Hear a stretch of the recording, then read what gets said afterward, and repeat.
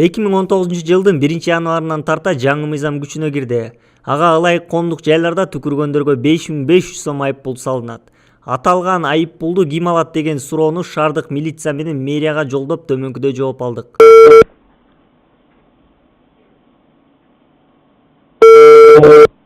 Да. Assalamu alaikum. Алейкум ассалам. Менин атым Султан, Ракурскийден чалып аттым эле. Ракурский сайттан. Вот атсыз.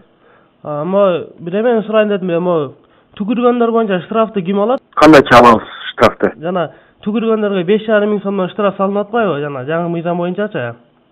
Мына Орусчада мендечи. Атам. Эки колбойбу? Жок, бола берет. Так, 14-глава бар да бияктачы. Ошол жакта жазылып турат. 14-главанын башында ылдый жагында примечание деп жазылып турат да.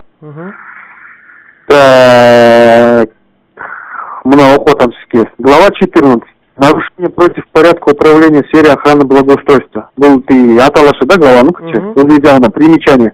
Дело о нарушениях, предусмотренных статьей 66-79 Настоящего кодекса, рассматривается органами местного самоуправления.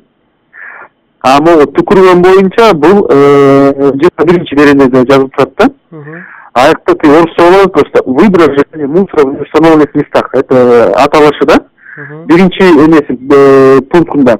Выброс сжигания бытового мусора и предметов в установленных местах и плевание дейт влекут наложение штрафа 3-й категории. То есть бул статья биринчи примечание боюнча бул местное самоуправление да. Жаңы мыйзам боюнча жана түкүргөндөрдүн штрафын ким алат деп ошону таппай атабыз.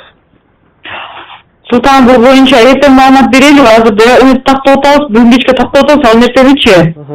Азыр толук маалымат жок болуп атат, ошон үчүн биз токтотуп атабыз, кичине эртең буюрса мен катышпек болот.